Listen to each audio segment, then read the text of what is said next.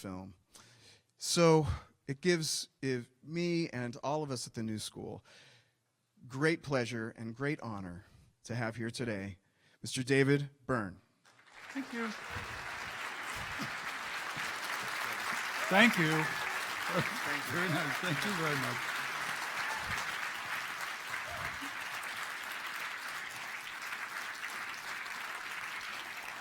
Thank you.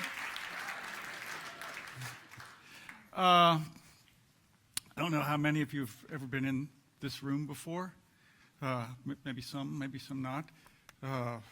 This building, this room was built around 1930. A lot of people might think, oh, this New School, that was been made in the 60s or something. No, it was 1930, and it existed before that in what is now in an area what is now London Terrace. And this room was part of it. It was fixed up more recently. This room was according to some accounts on the interweb, this was the inspiration for Radio City. And it's interesting that it was built in, I'm not really giving a talk about the New School, but it was interesting that it was built in 1931, around there, when this was right after the stock market crash. Things were pretty bad. And yet, this place was meant to be an idea of, let's look ahead, let's rethink the way we do education, rethink of what an auditorium can be, et cetera, et cetera. Anyway, so that's maybe a nice lead into what this is. This is the guy who sang the song that was playing as we came in. This is the late Ian Dury. He's a British musician, really good songwriter and performer. A lot of the song is in Cockney rhyming slang, which means the slang rhymes, and he makes it rhyme within the song, but it also means that you can't understand what he's referring to unless you can decode the rhyming slang, which you have to kind of go online to do. Some of it's not safe for work, but because it's in slang, gets past that.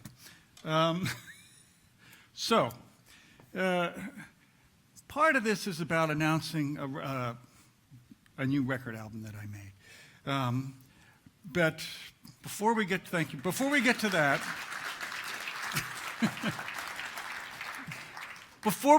I want to get to this other project that I've been doing for a while, Reasons to be Cheerful. And it seems like maybe an odd thing to be saying these days. And maybe it was an odd thing for Ian Dury to be saying during the Thatcher years. But it's the kind of, that's the way things go. When we need to have self-therapy, when we need to help ourselves, we look for reasons to be cheerful. And we kind of find them. And I found that I started reading things in the paper and newspaper and some magazines, and I'd go see things, I'd go places, and I'd find these reasons to be cheerful. They tended to fall into different categories, and I realized as I was collecting them for myself that they fell into there were guidelines that I had set up for myself. One of the guidelines that I discovered was that a lot of them are bottom-up. They happen locally or they happen in one place. Not all, but a lot of them happen that way, and then they get adopted more widely. A lot of them, they're not specific. The things that I was pulling are not specific to one culture. So if something is done in an innovative way that's successful, say in Buenos Aires or Mexico, I wanted to make sure that it wasn't something that only applied to their culture and it was never going to be able to be exported or copied anywhere else. So all of these things can be copied. They've all been done. They've all happened, pretty much, I think. Ideas, they're a dime a dozen. But even good ideas are a dime a dozen. But to actually take a good idea and execute it and then say, look, I tested it and it works. That's kind of the idea of science, I guess. Well, that's what this is. These things have all been proven to be successful. They've been tested. And lastly, they're not one of a kind. These are not good news like a billionaire gives money for medical research, or somebody adopts a bunch of orphans or immigrants, or those kinds of things, which are not replicable. You can't necessarily copy that. We're not all billionaires that can make these kind of philanthropic gifts. These are all things that go beyond that. They can be copied. They fell. Oh, here we go. So those were the guidelines. They tended to fall into these kind of buckets. There's all the categories: civic, urban, and transportation. And there was a lot of things that were climate and energy and science and tech innovations, those kinds of things. I noticed that the world of economists and business people tend to talk in terms of buckets and silos, and I think they have maybe a secret desire to be farmers. Plows. There are. No, they don't really talk about plows, but that could be a new economic term coming. Anyway, okay, urban transportation. I wrote a book about, not really about bicycles, but I used that as a thread to talk about other things. But I do know a little bit about this from firsthand experience. This is me on a Vélib bike in Paris. With the hat. The hat looks pretty Parisian, no? And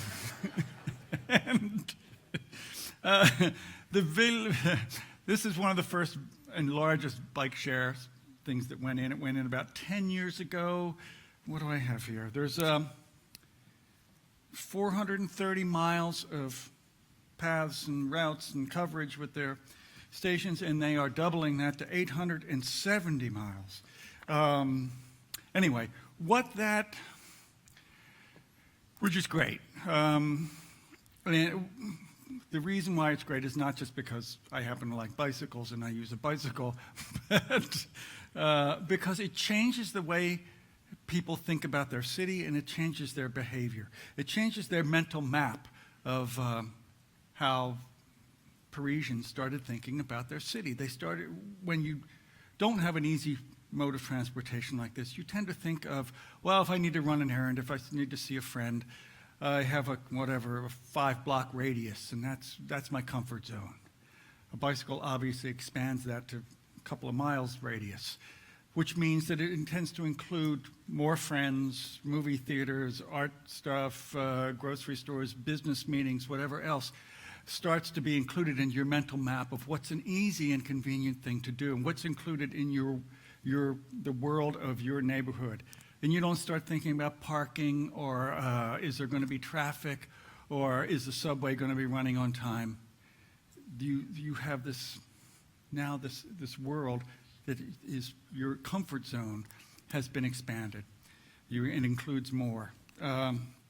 These things have been something's going on here. Okay, my computer's giving me little alerts.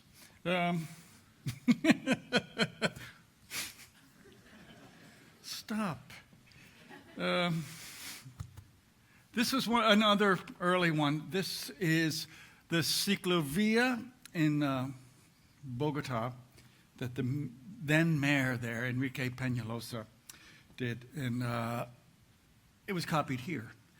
They closed a lot of the main thoroughfares on weekends in the summers, and people would come out and ride, and I did it. And it's a lot of fun. It's an area where you can do cumbia aerobics, which is a lot of fun too.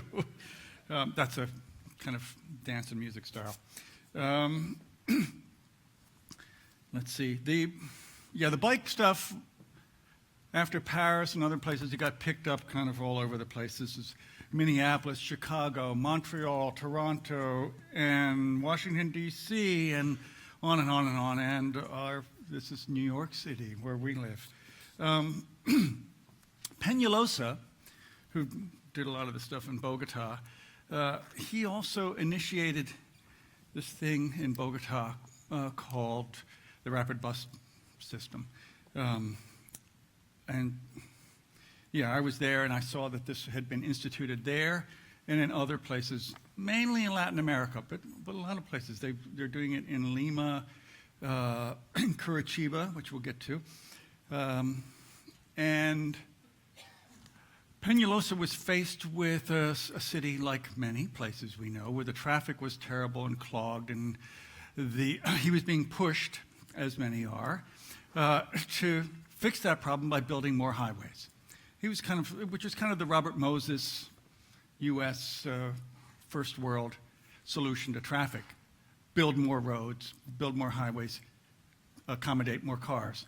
And what has been discovered is that not only do the highways destroy neighborhoods and kind of hurt the life of the cities, the cars just grow to accommodate the new cars, and so it doesn't actually solve the problem that it's meant to solve, and it's very, very expensive. So he said, no, I'm going to reject that.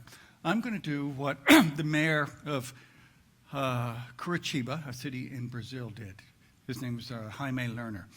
He just allocated a lane from the existing highways and thoroughfares and made it for a high-speed bus thing.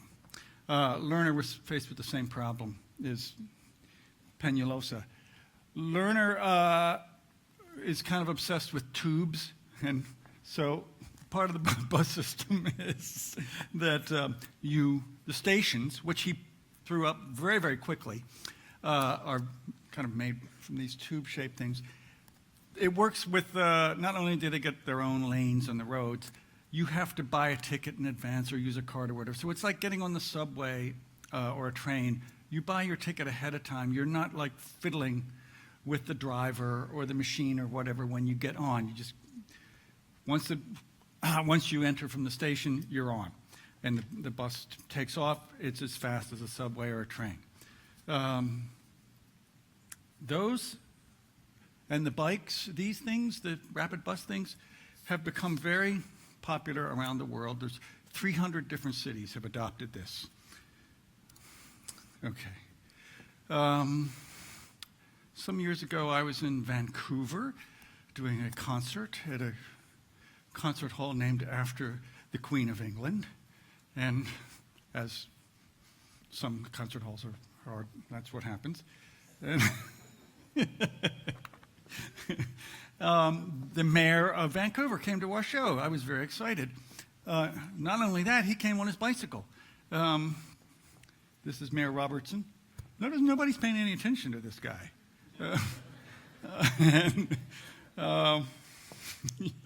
So, yeah, we went out on bikes. I travel with a bicycle when I'm on tour.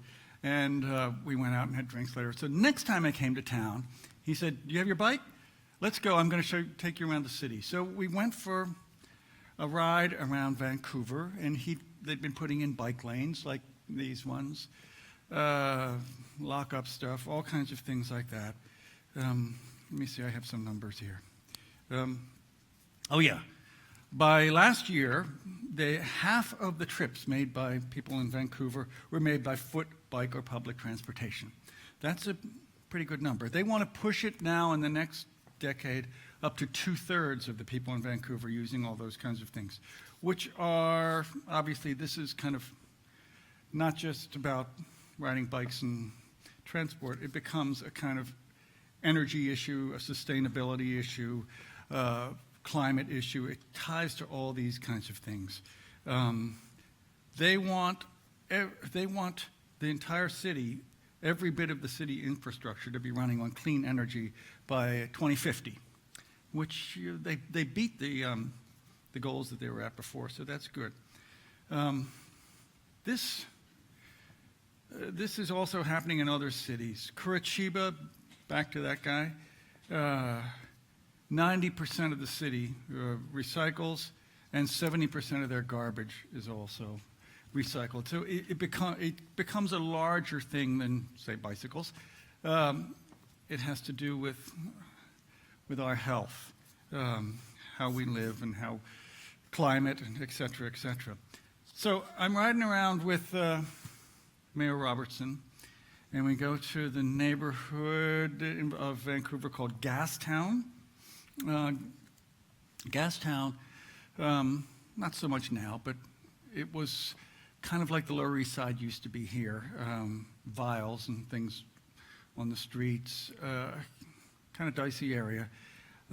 This is a public mural that's a giant photo piece by a local artist there called Stan Douglas, depicting the Gastown riots. And Mayor pointed that out. That this was in 1971. The riots were police coming by on horseback, arresting drug users. Well, the policies have changed in Vancouver. Now, in the same neighborhood, they have these houses and these buildings where people who are addicts can get fixes and be supervised, clean needles, needle exchange. If anybody ODs, there's medical people on hand. But what's happened is, well, it has had a huge effect. There's been no ODs ever since they did this.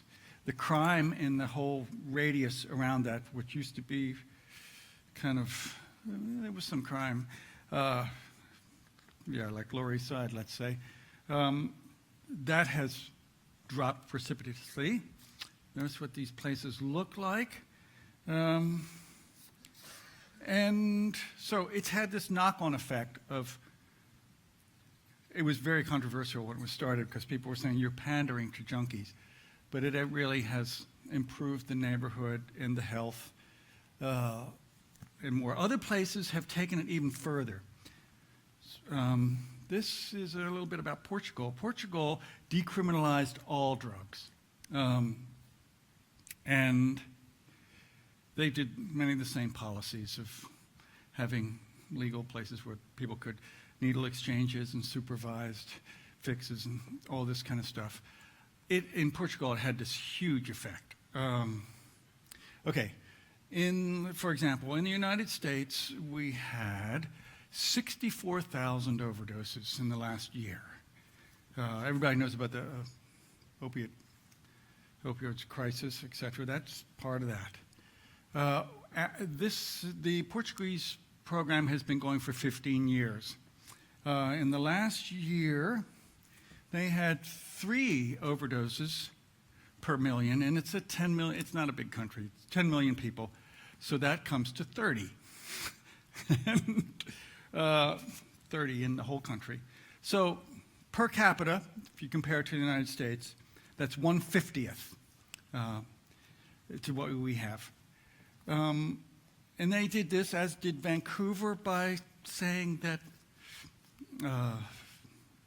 drug use is not a criminal issue, it's a health issue. If we treat it as a health issue, if we decriminalize this, we are going to save lives, we lower the crime rate, we take the money away from the mafia and the cartels. It has this, huge effect. It's going to bring in, as these things happen, even just the marijuana stuff, it brings in income that would have gone to cartels and other places, and it puts it in the hands of local businesses and the state and the taxes, and goes to education and health and everything else. Anyway, that's all good. We'll come back to not the drug use, but biking around. Another category I noticed that cheered me up was that there was civic engagement by ordinary citizens is on the rise. When was it? A year? Oh, God, almost exactly a year ago. I went to the...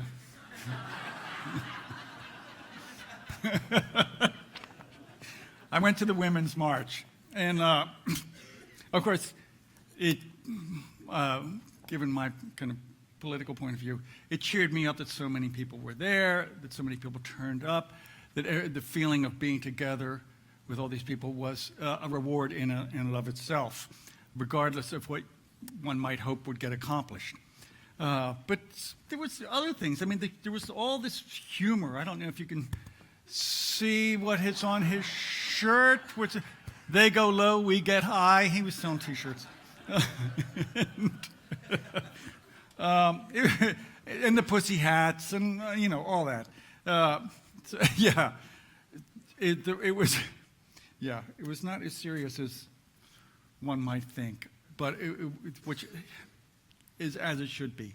I myself have gotten engaged during just before the last election, about a year or so ago. I went to Charlotte, North Carolina. It's kind of a swing state area. I realized everybody can't afford to do that, but I could, so I thought, I'm going to go there.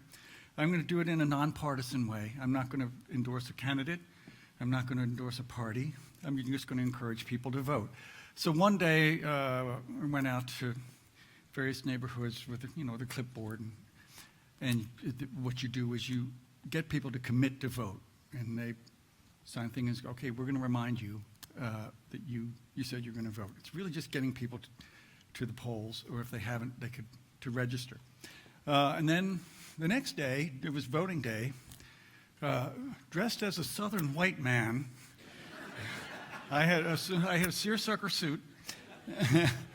I went to talk to black voters, and I wasn't telling people how I thought they should vote, of course. I just had a list of, here's the voting record of the people in your district. Here's what they voted for, here's what they voted against, here's what their record is. You decide. That's all it was. And I thought it was kind of funny to be dressed up as the Southern white man.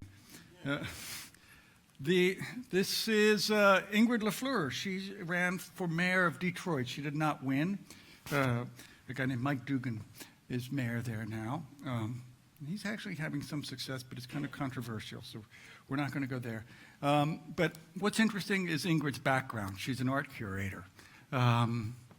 She's big into Afrofuturism. She has a project called Afrotopia. Of course, Afrofuturism is something, from my point of view, it includes Sun Ra, Parliament Funkadelic, and lots of art that you can name. So I thought, this is pretty cool, and it's very Detroit. I went to Washington, D.C., our nation's capital, and I made the rounds of mostly the offices in the House of Representatives. There's a bill that's up, and it's still there, has not passed, called Fair Play, Fair Pay. Yes, there it is. It's a music-related one. It asks that musicians, artists like myself, and the rights owners, which includes record labels, get paid when their music gets played on broadcast radio, commercial broadcast radio. Not so much on NPR and other places, but on commercial broadcast radio. A lot of you may be surprised that musicians such as myself and others don't get paid when our music's on the radio. No, we don't get anything. Everywhere else in the world, you do, except a few places. North Korea. Is anyone surprised? Iran and China. Okay, so the U.S. is standing with those three. The rest of the world has decided they're going to pay. So we're just saying, come on, where are we going to? What side are we going to be here on? What was interesting for me, regardless of forget that particular bill, was that it was kind of bipartisan. Part of the thing was I would go to the office of a Republican member of Congress, and they could see a point in this because a lot of money that is due to U.S. citizens is being held in foreign countries because the U.S. does not pay foreign artists either. So there's like the standoff, like, we're not going to send you the money that we pay until you send us the money that you're supposed to pay us. And so there's all this money that should be coming into the U.S., and certainly the Republicans can understand that, well, yeah, we should let that come in. And I love the fact that it was bipartisan, that you could argue it to both sides, and that, in a sense, one hopes that our government can return to a place where there is some discussion. Everything just doesn't fall along party lines. There's a little bit of trading and negotiation, that people actually talk together and discuss the issues. I saw a little bit of that going on. It was really eye-opening. It's depressing when you see a lot of things, including this bill, often tend to fall within party lines. I was in Seattle. A musical I did called Here Lies Love was playing. It was in rehearsals at a theater there, and I was told about an event that happens every couple of Sundays that this guy, Eric Liu, does. It's called Citizen University. It's kind of like a church service in that it's kind of like in a place the size of this, and people get together. Someone talks about an issue, but not in an advocate kind of way. They talk about kind of general feelings about being a citizen. Someone else comes up and reads little quotes that are inspiring. There's a kind of musical sing-along, which I have my own opinions about that, but I thought the choice of material maybe. But the idea is great, and I have to say that the idea, although it's sometimes hard to get people to do it, once you can get people to do it, voices raised together, it's just this wonderful communal thing. And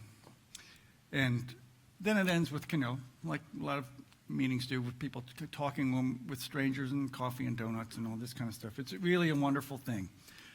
This is Tishaura Jones. She ran for mayor of St. Louis. St. Louis is, for those of you who don't remember, is where Ferguson is located, in the suburbs of St. Louis. So she had a lot to say. She did not win, but she changed the conversation. She talked a lot about race, inequality, justice, minimum wage, transportation, yeah. So, in a sense, although she did not succeed, she did change the conversation. Okay. This is a culture. There's plenty of reasons to be cheerful in the world of culture. Musicians such as myself, and artists, and theater people, and writers, and whatever, we would like to think that what we do has, that I could write a song that would make you change your mind about some issue or other, or make you change your mind about the way you think about whatever, race or economics or foreign trade. That doesn't sound like a very good song, but,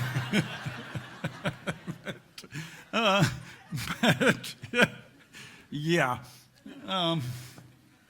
I have my doubts whether the arts can affect us in those kind of specific ways. I'm a little skeptical about that. But the arts, it turns out there's actually real proof that the arts do affect our lives in other ways. This is a kind of cultural hub that Mayor Peñalosa, we're back to Bogota now, built at the end of one of those rapid bus lines. This is used to be a garbage processing center, and now it's like a library, and there's an auditorium, and there's a computer center for kids can use computers, et cetera, et cetera. The area on the right is a barrio that was formerly quasi-legal, didn't have water, didn't have this. So the barrio became legalized. This became a place where they could congregate, where kids could go. The crime goes down. The education goes up. It starts to have those kind of effects. This is another one. Whoops, we'll get to that. This is another one in Medellin. Different mayor, different people, but similar idea. These are libraries and other kind of cultural institutions built in a barrio on the top of a hill in Medellin, and it had, again, of course, huge effect on kind of education, test scores, all that stuff for the kids in that barrio. But also the crime rate went down. The area around there became filled with kiosks and vendors and stuff, so it became a kind of community meeting place. As Jane Jacobs would have said, eyes on the street. As more people congregate around a public area, it becomes safer. This is a similar cultural initiative that I saw in Brazil. This is a little story.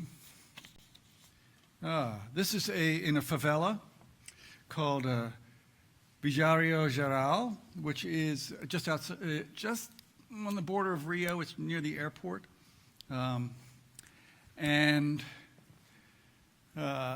was down there, music, something or else, and another musician said, "I want you to see what they're doing here."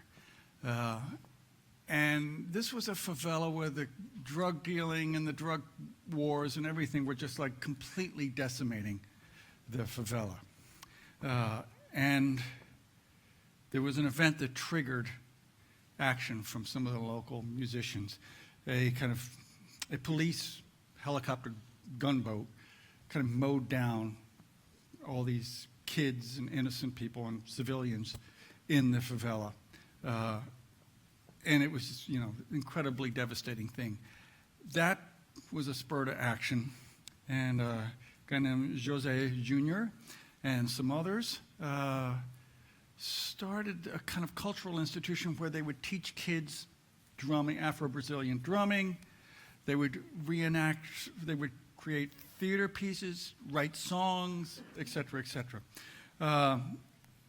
When I went, they were working on an Afro-Brazilian kind of theatrical presentation that involved a lot of drummings that reenacted this event, this kind of tragedy. So they were kind of reliving it, representing it, and it was a very healing thing.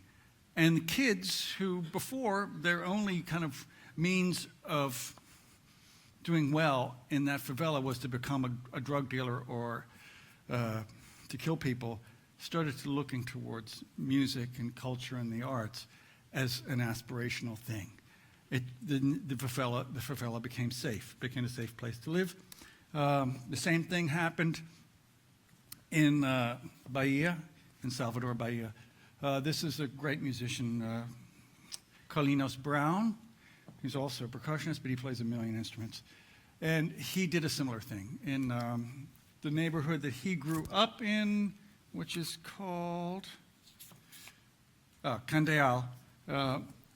He started a similar thing. It was an institution that would teach kids how to drum.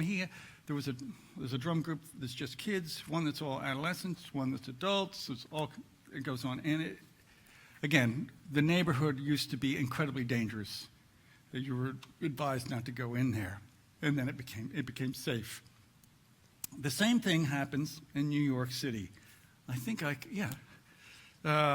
A University of Pennsylvania studied the barrios of New York, the favelas of New York, the boroughs of New York, and different neighborhoods. And neighborhoods that had cultural things in them, whether it was a library, a music club, a dance center, art center of whatever. They studied what effect that had, what happened in those neighborhoods in New York City. Well, the test scores of the kids went up 18%. Child abuse went down 14%. The crime rate went down 18%. And obesity, which you wonder, well, what does that have to do with libraries and a music club? Obesity went down 5%. which kind of tells you, which is a big takeaway for me on this whole project, is that, well, everything's connected. That something happens in one area. If you want to lower the crime rate, sometimes maybe the best idea is not more police or increasing the lockup rates or whatever else. Maybe the best thing to do is put a library in the neighborhood. And you realize, yeah, there's other ways of thinking about this, and in some places it's actually happening. This is a band I saw uptown at a club called Shrine in Harlem. The saxophone player is a guy named Hawk. I met him through an event I went to for an organization that he works with called Survivors of Torture.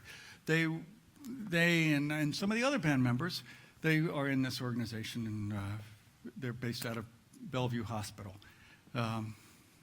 So that's good as well, but what really surprised me was when he said, you know, I'm in a band. We're playing next weekend.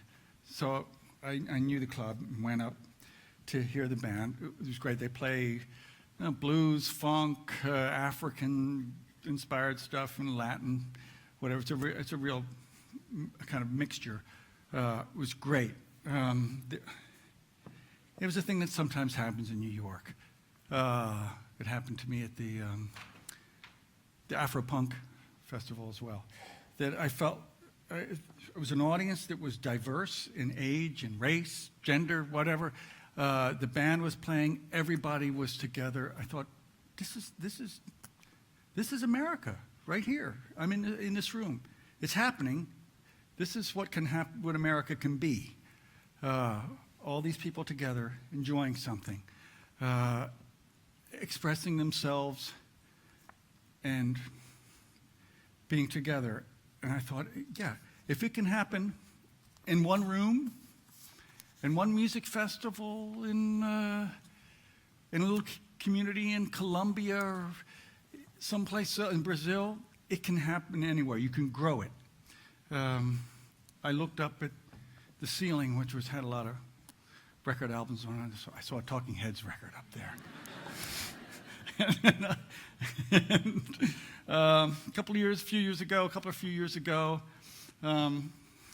I did, I guess I was the impresario of an event called Contemporary Color, which was, I put together 10 color guard teams, which is this kind of thing, and 10 contemporary musical artists. That's myself there, and there's St. Vincent over there, and a group called Lucius over there. But anyway, they all sang individually as well. And I thought, this is a cool idea, to bring these kind of two worlds together. And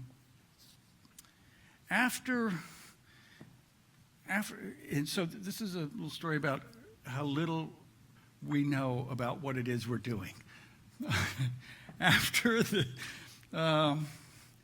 show in Toronto, I had lunch with author Naomi Klein and her husband, Avi Lewis.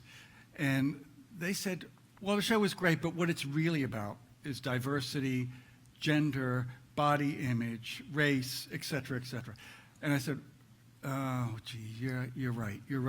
Especially they're mainly talking about the kids, not about the band.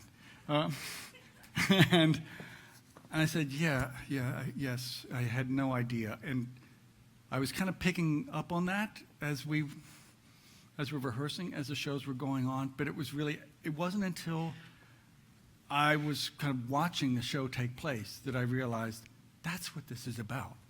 And I had no idea. That wasn't the intention, but I realized that can happen. Maybe, I'm not so sure. I would like to think that some of this collecting these reasons to be cheerful, and there's a lot more of them that I could go on for hours, has rubbed off on the record that I made. That's what the record looks like, because I was making the record at the same time as I was collecting a lot of this stuff. The painting on the front is by an artist named Purvis Young.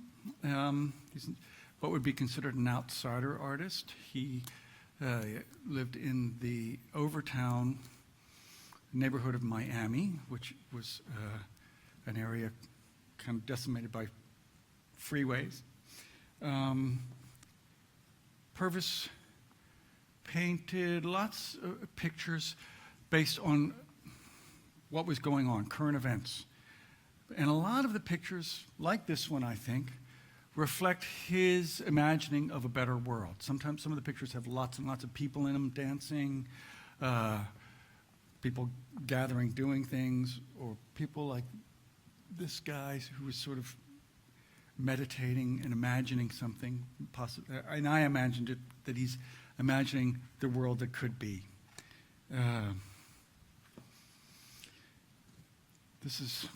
We are getting somewhere here. So, okay, to wrap it up, the reasons to be cheerful, let's get that. The takeaways are that there are lots of them. There's an abundance of reasons to be cheerful. I may not think so. These days we may think, you got to be kidding. But there are actually a lot, and I will kind of, this project, it's been going for a while, but it will keep going. And there'll be lots and lots of stuff. The other takeaway is that things are connected that you don't think are connected. Crime in libraries, or climate, and other things. Another takeaway is that ordinary citizens are becoming more engaged. That's probably a result of other things that are happening, but it's actually a good thing as well. And what's the last one there? Oh, yes. The last one was kind of what I said about the band Casa Mantequilla at Shrine, and the experience I had there and in other places. Every once in a while, it would just kind of strike you, and you go, this is it. This is possibility. I'm feeling it, that this is the world as I imagine it could be. And if it can exist, if I'm experiencing it right now, it can be copied, it can be multiplied, it can extend way beyond the walls of whatever room you're in, whatever space you're in. That made me cheerful as well. Well, we're going to do some Q&A. Yeah, we're going to do, right? Yes. We're going to do a quick.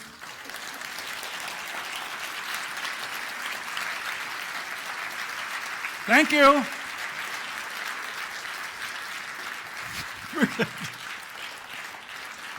We're going to do, okay.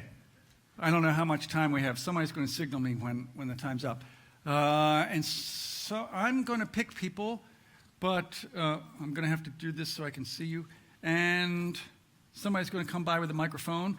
Please, if you have a question, shape it into the form of a question.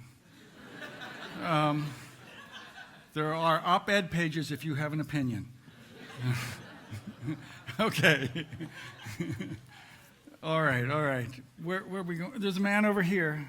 Here comes a microphone. Hi. With a lot of the things that have happened in the past year, I find myself fixated on the news to the point that sometimes it becomes frustrating.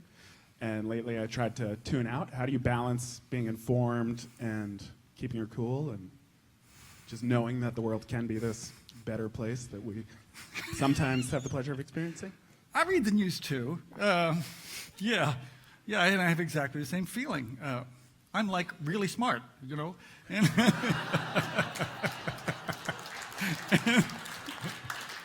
so it's not like, I'm not aware of all that stuff. And it's very just deeply disturbing, a lot of what's going on. And this is not just a kind of me being politically biased, but just in general, a lot of things. But so I collect this stuff. There's an awful lot more. This is just kind of the tip of the iceberg. And this is just the stuff that I have, a lot of it that I have personally experienced or been engaged in. There's a lot more that's going on. And I'm not trying to say this in like a feel-good way, like, well, let's all be happy. But there are reasons to be cheerful. Okay. Oh, wait. Yeah, okay, there's a woman right in front here. I'm sorry, I'm going to pick people in the back. Thank you so much. I was just wondering, so you say that you've got more and more reasons to be cheerful, and so I was wondering if there's a place that you're collecting all of these that people can access. Yes, there's a website. I think there's an Instagram thing, and there's social media stuff, and I think those things might be on, nothing's listed there. Well, then it's a secret.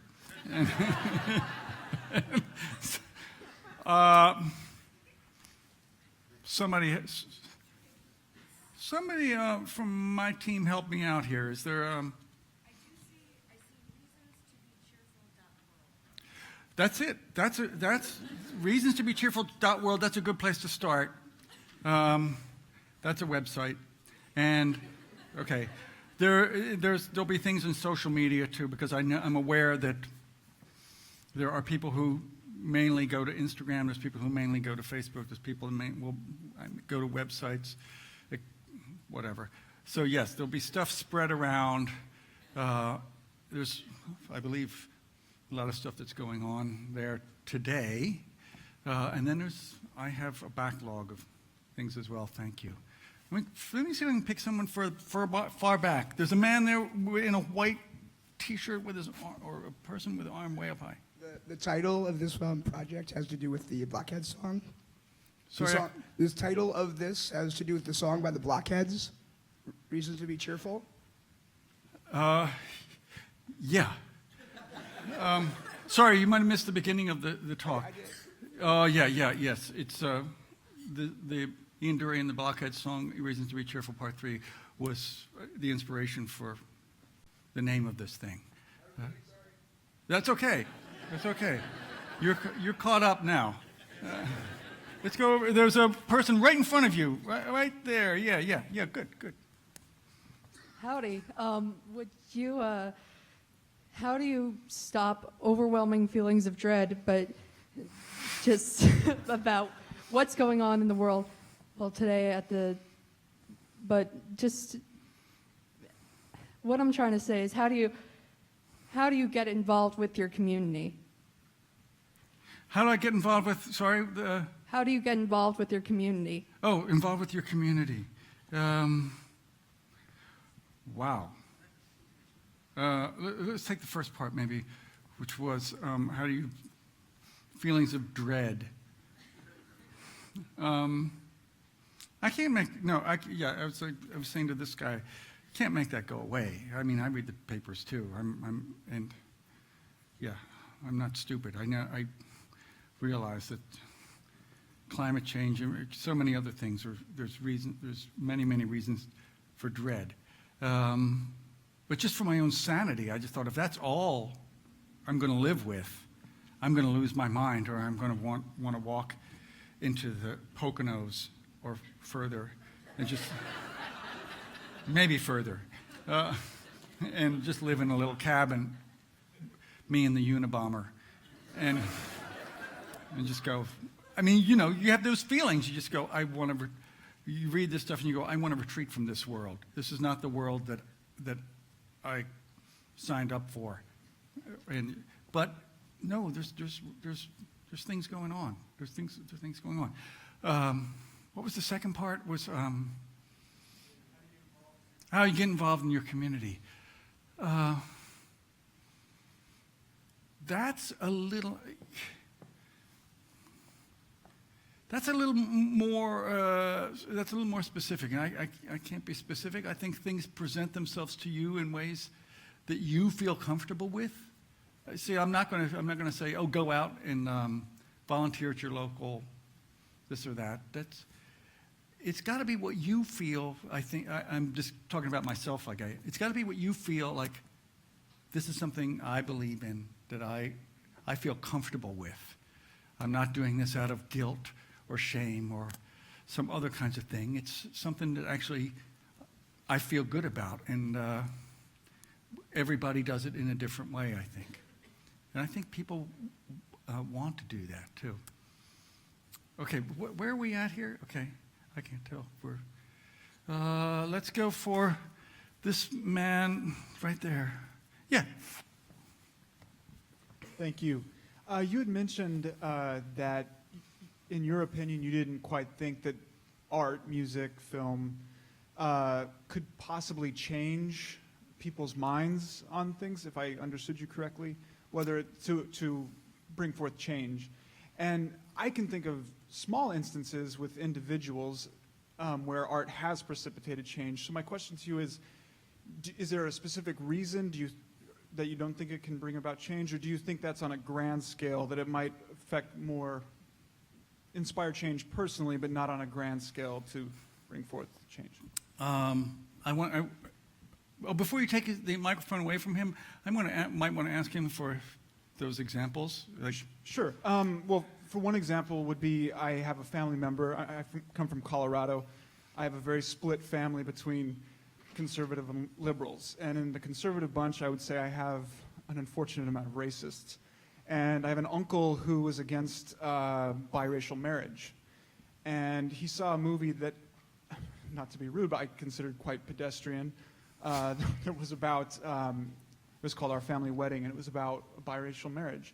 And he saw this film, and he raved about how wrong he was. And it took this film that wasn't trying to preach, that was just a comedy about an interracial marriage, and it changed his mind, and it's changed his immediate family's mind. And so I left that thinking the movie wasn't that great, but I was so happy for that film because it changed a view that I was embarrassed that my uncle had. So that would be one example. That's a good example, and point taken. I think it's possible that I see things that get me discouraged in that way sometimes. I see, young hip-hop fans I realize, this kid's racist, but he likes black music. How do you reconcile this? And I thought, is there nothing that they don't learn? The music they like, they don't think the people who are doing that, or the humanity of those people, or whatever? Anyway, yes, so I get discouraged, and I could be feeling that a little bit too much, and I think what you said is great, that look for those things, even if the film is maybe not that great. Okay. We're gonna one more. That person right there. I really appreciated the talk. David Byrne for mayor? Question mark? No, I don't think so. Thank you. Do things in ways that I can. Okay, so that's it for questions. Thank you all for coming.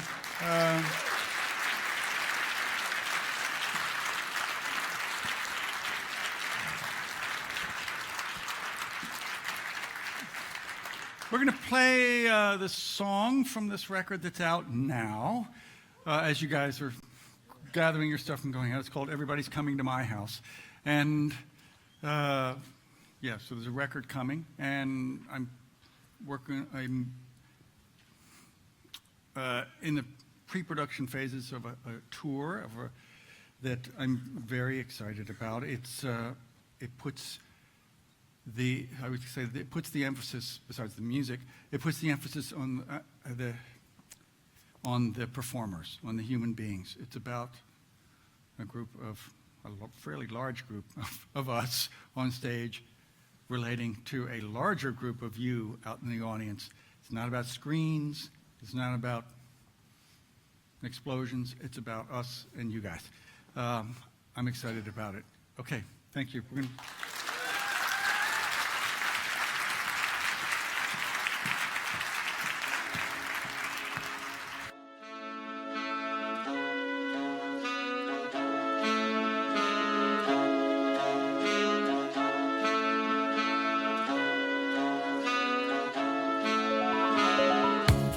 I wish I was a camera. I wish I was a postcard. I welcome you to my house. You didn't have to go far. A house and a garden. There's plants and trees. Make a closer inspection.